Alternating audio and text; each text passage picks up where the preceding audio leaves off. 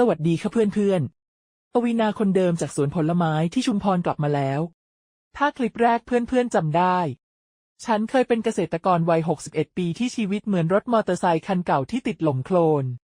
สตาร์ทไม่ติด แถมเครียดจนนั่งคุยกับต้นมะม่วง แต่หลังจากเจอ4 กฎแรกจาก The Seven Spiritual Law of Success โดยดร. ดีแพค โชปรา ชีวิตฉันเปลี่ยนไปเลยค่ะ จากที่กังวลเรื่องฝนนี่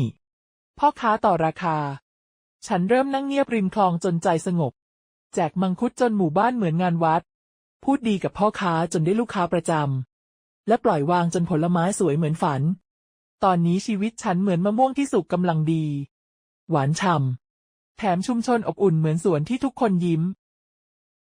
แต่เพื่อนๆคะ เรื่องมันยังไม่จบแค่นี้ ถ้าคลิปแรกเหมือนจุดไฟให้รถมอเตอร์ไซค์เก่าๆสตาร์ทได้ คลิปนี้จะเหมือนติดเทอร์โบให้วิ่งฉิวเลยค่ะ วันนี้ฉันจะพาไปรู้จัก3 กฎที่เหลือ กฎข้อที่5 ถึง 7 ที่ทำให้ชีวิตฉันไม่แค่ดี แต่เหมือนทุเรียนที่เจาะเปลือกแล้วเจอเนื้อหวานล้นลูก กฎเหล่านี้เหมือนน้ำฝนที่ตกลงมาทำให้สวนของฉันและใจฉันสดชื่นยิ่งกว่าเดิม ฉันจะเล่าถึงกฎข้อที่5 การยอมรับ ที่ทำให้ฉันเลิกสู้กับสิ่งที่ควบคุมไม่ได้ กฎข้อที่6 ความรับผิดชอบ ที่ทำให้ฉันกล้าบอกว่าปวีณาเธอทำได้ และกฎข้อที่7 ไร้การป้องกัน ที่ทำให้ฉันเปิดใจเหมือนสวนที่ต้อนรับทุกคน เพื่อนๆที่ดูคลิปแรกมาแล้ว ลองนึกถึงกฎข้อที่คุณชอบที่สุดสิคะ นั่งเงียบ แจกของ พูดดี หรือปล่อยวาง มาเล่าในความคิดเห็นให้ฉันอ่านหน่อย ฉันอยากรู้จริงๆ ส่วนเพื่อนๆที่เพิ่งเจอคลิปนี้ ไม่ต้องกังวลค่ะ เดี๋ยวฉันจะเล่าสั้นๆว่า4 กฎแรกเปลี่ยนอะไรบ้าง แล้วพาไปต่อกับ3 กฎใหม่แบบไม่ตกหล่น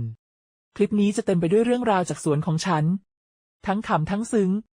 เหมือนตอนที่ฉันแจกมังคุดแล้วได้กองทัพเด็กๆมาช่วยเก็บผลไม้ เพื่อนๆพร้อมหรือยังคะ ถ้าพร้อมแล้ว อย่าลืมกดไลค์ไว้ก่อนเลยนะ จะได้ไม่ลืมว่าคลิปนี้สนุกแค่ไหน และถ้าอยากให้กำลังใจฉันเล่าต่อ ลองมากดลิงก์บายมีอะคอฟฟี่ในคำอธิบายคลิป เหมือนชวนฉันจิบกาแฟสักแก้ว เอาล่ะค่ะ ไปดูกันว่า3 กฎนี้ทำให้สวนและใจฉันเปลี่ยนไปยังไง ตามมาเลย เพื่อนๆคะ หลังจากที่ฉันเปลี่ยนชีวิตด้วย4 กฎแรกจาก The Seven Spiritual Law of Success โดยดร. ดีแพค โชปรา ฉันคิดว่ารถมอเตอร์ไซค์คันเก่าของฉันวิ่งฉิวแล้ว สวนผลไม้ที่ชุมพรเริ่มผลิออก มะม่วงหวาน ทุเรียนเนื้อแน่น ชุมชนอบอุ่นเหมือนงานวัดผลไม้ทุกวัน ฉันนั่งเงียบริมคลองจนใจสงบ แจกมังคุดจนได้กองทัพเด็กๆช่วยเก็บผลไม้ พูดดีกับพ่อค้าจนได้ลูกค้าประจำ และปล่อยวางจนผลไม้สวยเกินฝัน แต่เพื่อนๆคะ ชีวิตมันเหมือนสวนที่เจอพายุใหม่ แม้ต้นไม้แข็งแรง ลมแรงก็ทำให้กิ่งสั่นได้ ฉันเจอปัญหาใหม่ที่ทำให้รู้ว่า ชีวิตฉันยังขาดอะไรบางอย่าง ปัญหาแรกคือ ตลาดผลไม้ที่ผันผวนเหมือนอากาศบ้านเรา พ่อค้าประจำที่เคยซื้อทุเรียนเป็นลังๆหายไป บอกว่าร้านในเมืองสั่งน้อยลง ฉันยิ้มให้เขาเหมือนนางเอกละคร แต่ใจหนักเหมือนมะม่วงตกพื้น ราคามังคุดตกต่ำจนแทบไม่คุ้มค่าน้ำมันรถกระบะเก่า ที่สั่นทุกครั้งที่ขับไปตลาด ฉันต้องตื่นตี 3 ขับฝ่าหมอกเช้า ถนนครุขระจนกลัวรถพัง บางวันผลไม้ที่คัดมาอย่างดีก็ช้ำเพราะการขนส่ง ฉันต้องนั่งคัดใหม่จนดึกดื่น มีคู่แข่งจากสวนอื่นส่งผลไม้ราคาถูกกว่ามาแข่ง ฉันกังวลว่าสวนฉันจะอยู่รอดได้นานแค่ไหน บางวันเจอฝนตกหนักจนสวนแฉะ ต้องลุยโคลนตรวจต้นไม้ทำให้ผลไม้เสียหายเพิ่ม ฉันรู้สึกเหมือนสวนกลายเป็นสนามรบ ความสงบที่ได้จากการนั่งเงียบริมคลองเริ่มสั่นคลอน เหมือนเมฆครึ้มลอยกลับมา ปัญหาที่2 คือครอบครัวของฉัน ลูกสาวที่ทำงานในเมืองโทรมาเล่าว่าเธอเครียดจากงาน เจอหัวหน้าจู้จี้จนอยากลาออก ฉันอยากช่วย แต่ทำได้แค่ส่งมะม่วงไปให้ เธอบอกว่าแม่ไม่ต้องห่วงหนู แต่ฉันรู้ว่าเธอฝืนยิ้มเหมือนที่ฉันยิ้มให้พ่อค้าจนไม่น่า ฉันรู้สึกผิดที่ช่วยอะไรไม่ได้มาก อยากให้เธอมีชีวิตที่เบากว่านี้ แต่ตัวเองก็ยังสู้กับสวนอยู่เลย บางคืนฉันนั่งมองต้นทุเรียนหน้าบ้าน คิดว่า ถ้าฉันจัดการสวนได้ดีกว่านี้ลูกสาวคงไม่ต้องแบกภาระ ฉันกังวลว่าถ้าสวนล้มเหลวครอบครัวจะลำบากเพิ่ม ความรู้สึกนี้เหมือนหนามที่ทิ่มใจทุกครั้งที่คิดถึง ฉันถึงกับนึกถึงหลานที่อยากให้เรียนสูงแต่กลัวว่าเงินจะไม่พอ ที่แย่สุดคือความรู้สึกว่าชีวิตยังไม่สมบูรณ์ ถึงสวนจะดี ชุมชนจะอบอุ่น แต่ฉันรู้สึกเหมือนขาดอะไรไป บางวันนั่งริมคลองเหมือนเดิม แต่ใจไม่สงบเท่าเมื่อก่อน ฉันกลัวว่าความสุขจาก4 กฎแรกจะไม่ยั่งยืน ถ้าตลาดแย่ลง หรือครอบครัวมีปัญหาเพิ่ม ฉันจะกลับไปเป็นปวีณาคนเดิมที่เครียดจนผมร่วงหรือเปล่า บางครั้งเห็นเพื่อนบ้านอย่างป้าแดงยังยิ้มได้ทั้งที่สวนเล็ก ฉันคิดว่าเขาคงรู้วิธีที่ฉันยังไม่รู้ ฉันรู้สึกเหมือนเป็นนักแสดงที่ยิ้มจนเหนื่อย แต่ใจข้างในยังวุ่นวาย ฉันถึงกับบ่นกับต้นมะม่วงว่า แกคิดว่า4 กฎมันพอหรือฉันต้องเจออะไรอีก เพื่อนๆขำไหมคะ แต่ตอนนั้นฉันรู้สึกเหมือนยืนบนทางแยกในสวน ไม่รู้จะเดินไปทางไหน เพื่อนๆเคยรู้สึกแบบนี้บ้างไหมคะ พอชีวิตดีขึ้นนิดหนึ่ง แต่เจอปัญหาใหม่จนใจสั่น อาจเป็นเรื่องเงิน ครอบครัว หรือความรู้สึกว่ายังขาดอะไรไป ลองมาเล่าในความคิดเห็นนะคะ ว่าคุณเจออะไรที่ทำให้รู้สึกแบบนี้ ฉันอยากรู้จริงๆ และดีใจที่บอกได้ว่า ฉันเจอทางออกจากปัญหาเหล่านี้ ด้วย3 กฎสุดท้ายจาก The Seven Spiritual Law of Success ที่เหมือนน้ำฝนทำให้สวนของฉันสดชื่นอีกครั้ง อยากรู้ว่าเป็นยังไง ฟังต่อเลยค่ะ ถ้าชอบเรื่องนี้ ลองมากดลิงก์ Buy Me a Coffee ในคำอธิบายคลิปด้วยนะคะ เหมือนให้กำลังใจฉันเล่าต่อ เพื่อนๆคะ จากที่ฉันเจอพายุใหม่ในสวน ทั้งตลาดผลไม้ที่ผันผวน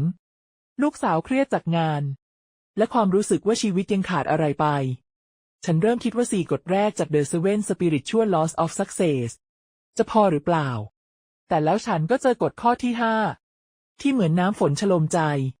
ช่วยให้ฉันยิ้มได้แม้พายุจะพัด วันนี้ฉันจะเล่าถึงกฎแห่งการยอมรับ ที่เปลี่ยนฉันจากเกษตรกรที่สู้จนเหนื่อย เป็นคนที่เต้นรำกับฝนได้ กฎข้อที่ 5 บอกว่า ทุกอย่างที่เกิดขึ้นมีเหตุผล และเราต้องยอมรับมันอย่างที่เป็น ไม่ใช่ต่อสู้กับสิ่งที่ควบคุมไม่ได้ ดร.ดีแพคบอกว่า การยอมรับไม่ใช่การยอมแพ้ แต่เหมือนปล่อยให้ลมพัดผ่านโดยไม่ขวาง ฉันคิดถึงปัญหาตลาดที่ผันผวน พ่อค้าหาย ราคามังคุดตก ฉันเคยโมโห อยากวิ่งไปบอกร้านในเมืองว่าซื้อทุเรียนฉันสิ แต่กฎนี้สอนให้ฉันหยุด วันหนึ่งฉันนั่งริมคลอง มองน้ำที่ไหลไปเรื่อยๆแม้ฝนจะตกหนัก ฉันบอกตัวเองว่า ปวีณาเธอควบคุมพ่อค้าไม่ได้ ควบคุมฝนไม่ได้ ปล่อยมันไป ฉันเริ่มยอมรับว่า ตลาดมีขึ้นมีลงเหมือนคลื่นในคลอง ฉันเลิกกังวลว่าจะทำยังไงให้ทุกคนซื้อผลไม้ฉัน แต่โฟกัสที่สิ่งที่ทำได้ เช่นคัดมะม่วงให้สวย ดูแลสวนให้ดี ผลลัพธ์คือใจฉันเบาขึ้น วันหนึ่งพ่อค้าคนเดิมที่หายไปโทรมา บอกว่าป้าร้านในเมืองอยากได้มังคุดอีก ฉันแอบขำ คิดว่านี่จักรวาลรอให้ฉันยอมรับก่อนหรือไง การยอมรับทำให้ฉันเห็นโอกาสใหม่ ฉันเริ่มคุยกับแม่ค้าขายของชำในหมู่บ้าน ขอวางมังคุดที่ร้านเขา แม้จะขายได้ทีละน้อย แต่ก็ทำให้มีรายได้เพิ่ม ฉันรู้สึกเหมือนปล่อยให้พายุพัดผ่าน แล้วเจอแสงแดดส่องลงมา การยอมรับมันเหมือนการวางมะม่วงที่หนักลง แล้วเดินต่อได้เบาๆ เพื่อนๆคะ ฉันเคยคิดว่าการยอมรับคือยอมแพ้ แต่จริงๆมันคือการให้ใจได้พัก ลองนึกถึงอะไรในชีวิตที่คุณควบคุมไม่ได้สิคะ อาจจะเป็นเงิน ลูกหลาน หรือแม้แต่ฝนตก ฉันลองนั่งเงียบสัก5 นาที มองปัญหานั้น แล้วบอกตัวเองว่ามันเป็นแบบนี้แหละฉันยอมรับ ปรากฏว่าสมองโล่งเหมือนคลองที่น้ำใส เพื่อนๆลองทำดูสิคะ เลือกเรื่องที่ทำให้กังวล แล้วยอมรับมันสักวัน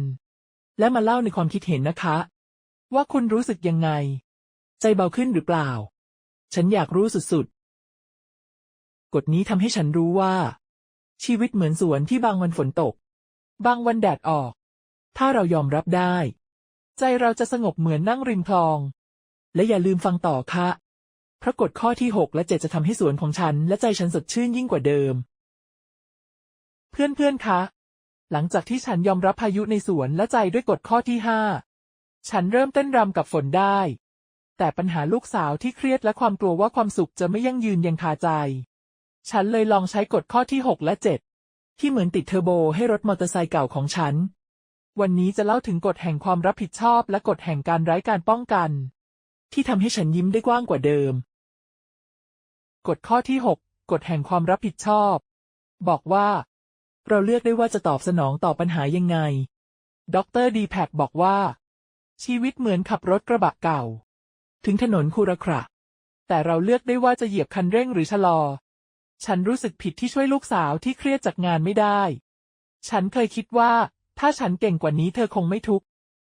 แต่กฎนี้สอนให้ฉันรับผิดชอบต่อใจตัวเองฉันโทรหาลูกสาวคุยเปิดใจบอกว่าแม่เป็นห่วงแต่อยากให้หนูรู้ว่าแม่พร้อมฟังเสมอเธอร้องไห้บอกว่าแค่ได้คุยกับฉันก็รู้สึกดีขึ้นฉันตระหนักว่าฉันควบคุมงานของเธอไม่ได้แต่เลือกได้ว่าจะเป็นแม่ที่อยู่ข้างๆเธอการเลือกตอบสนองด้วยความรักทำให้ใจฉันเบาเหมือนมังคุดที่สุกกำลังดีกฎข้อที่7กฎแห่งการไร้การป้องกันบอกว่าอย่าปิดใจด้วยความกลัวดร.ดีแพคบอกว่าการเปิดใจเหมือนเปิดประตูสวนให้ทุกคนเข้ามาฉันเคยกลัวว่าความสุขจากสวนและชุมชนจะไม่ยั่งยืนถ้าตลาดแย่ลงฉันจะเสียทุกอย่างฉันเลยปิดใจไม่กล้าแบ่งปันปัญหากับเพื่อนบ้านแต่กฎนี้สอนให้ฉันเลิกป้องกันตัวเองวันหนึ่งฉันชวนป้าแดงและลุงจันมานั่งกินมะพร้าวน้ำหอมที่บ้านเล่าให้ฟังว่าฉันกลัวสวนจะไม่รอดพวกเขายิ้มบอกว่าปวีณาทุกสวนมีพายุมาแบ่งปันผลไม้กันดีกว่าเราเริ่มรวมกลุ่มขายผลไม้ในหมู่บ้านสร้างรายได้ใหม่ที่มั่นคงการเปิดใจทำให้ชุมชนเหมือนครอบครัวใหญ่ฉันรู้สึกเหมือนทุเรียนที่เนื้อหวานล้นลูกเพื่อนๆคะกฎทั้งสองนี้สอนฉันว่าฉันเลือกได้ว่าจะตอบสนองยังไงและการเปิดใจทำให้ชีวิตเบาขึ้นลองนึกถึงปัญหาที่คุณเจอสิคะอาจเป็นเรื่องครอบครัวหรือความกลัวลองเลือกตอบสนองด้วยความรักสักครั้งหรือเล่าให้เพื่อนฟังดูแล้วมาเล่าในความคิดเห็นนะคะว่ามันเปลี่ยนอะไรบ้าง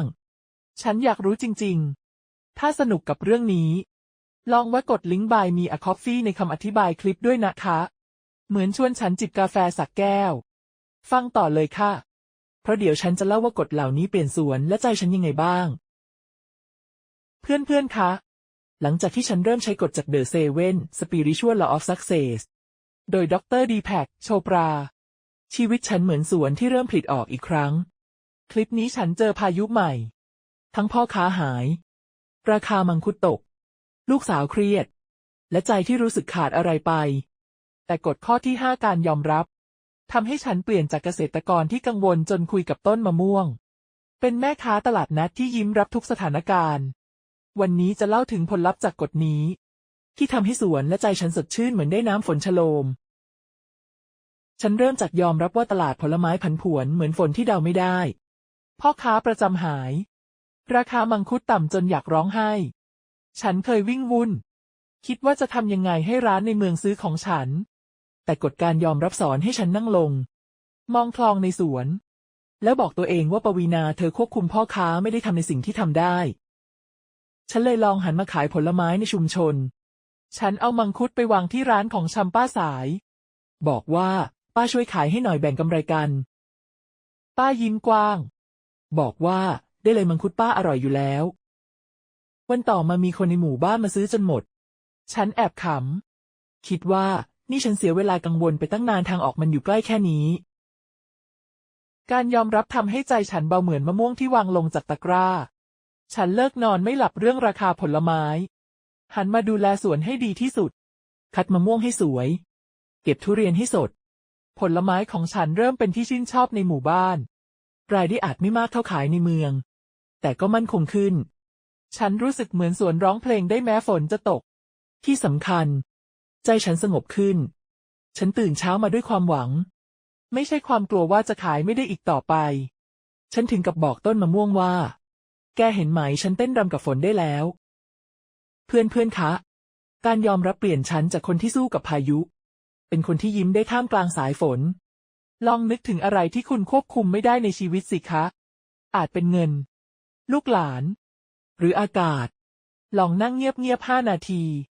แล้วบอกตัวเองว่าฉันยอมรับมันแล้วดูว่าสมองโล่งขึ้นไหมฉันลองแล้วได้ผลจริงๆเพื่อนๆลองทำดูและมาเล่าในความคิดเห็นนะคะว่าคุณยอมรับอะไรและมันเปลี่ยนอะไรบ้างฉันรออ่านทุกเรื่องราวเลยถ้าชอบคลิปนี้ลองกดลิงก์ Buy Me a Coffee ในคำอธิบายคลิปด้วยนะคะเหมือนให้กำลังใจฉันเล่าต่อฟังต่อเลยค่ะเพราะกฎที่6และ7ทำให้ชีวิตฉันหวานเหมือนทุเรียนยิ่งกว่าเดิมเพื่อนๆคะหลังจากที่กฎการยอมรับทำให้ฉันเต้นรำกับฝนได้สวนผลไม้ของฉันเริ่มมีรายได้จากชุมชนใจก็เบาขึ้นแต่ปัญหาครอบครัวและความกลัวว่าความสุขจะไม่ยั่งยืนยังตามมา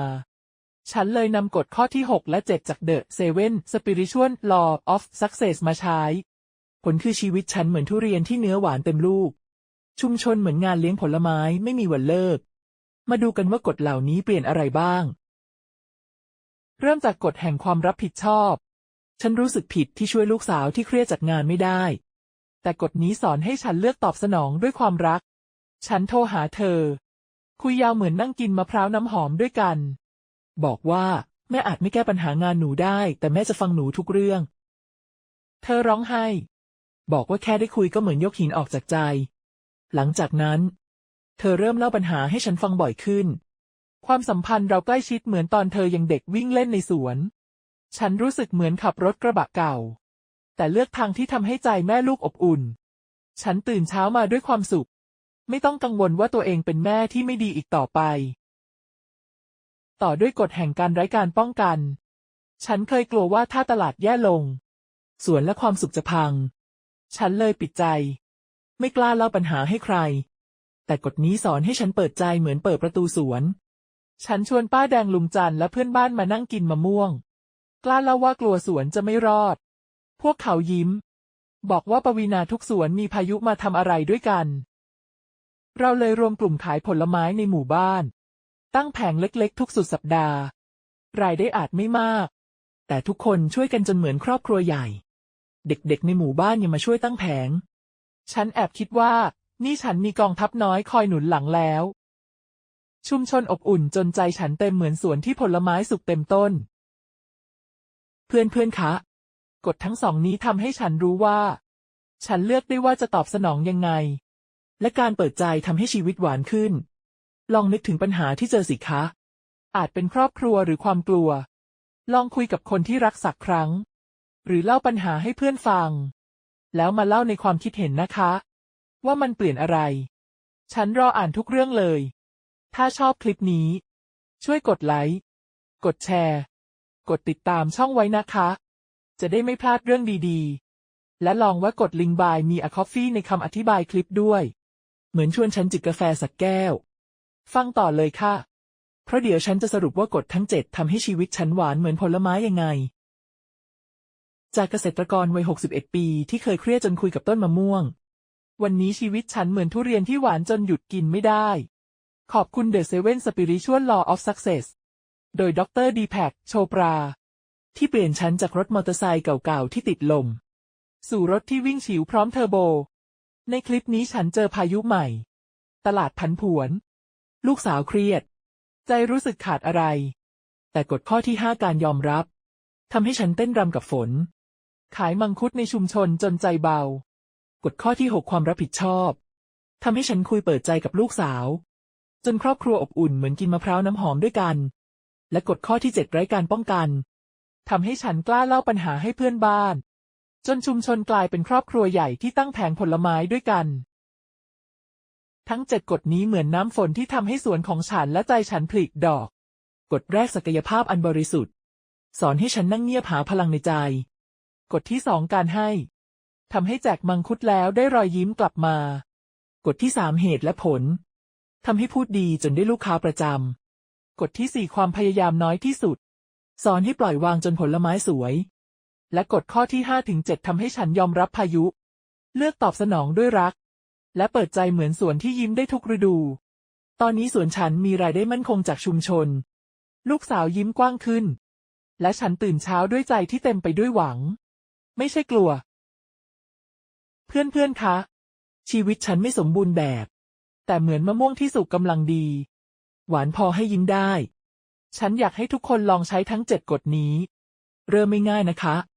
นั่งเงียบๆ สัก5 นาที แจกอะไรเล็กๆ ให้คนรอบตัว พูดคำดีๆ ปล่อยวางเรื่องที่ควบคุมไม่ได้ เลือกตอบสนองด้วยรัก และกล้าเปิดใจกับคนใกล้ตัว ฉันเชื่อว่าคุณจะเห็นสวนในใจคุณผลิดอกเหมือนฉัน ลองแล้วมาเล่าในความคิดเห็นนะคะ ว่ากฎข้อไหนทำให้คุณยิ้มได้ หรือชีวิตเปลี่ยนยังไง ฉันรออ่านทุกเรื่องเลย ถ้าชอบเรื่องราวของฉัน ช่วยกดไลค์ กดแชร์ กดติดตามช่องไว้นะคะ จะได้ไม่พลาดคลิปหน้า อาจเป็นเรื่องสนุกๆ จากสวน หรือเคล็ดลับใหม่ๆ และถ้าอยากให้กำลังใจฉันเล่าต่อ ลองมากดลิงก์บายมีคอฟฟี่ในคำอธิบายคลิปด้วย เหมือนชวนฉันจิบกาแฟสักแก้ว ชีวิตเหมือนสวนค่ะ ใส่ใจนิดเดียวก็ผลิออกผล ขอบคุณที่ฟังจนจบ อย่าลืมลองทำตามกฎทั้ง7นะคะ เริ่มจากก้าวเล็กๆ แล้วสวนในใจคุณจะสวยแน่นอน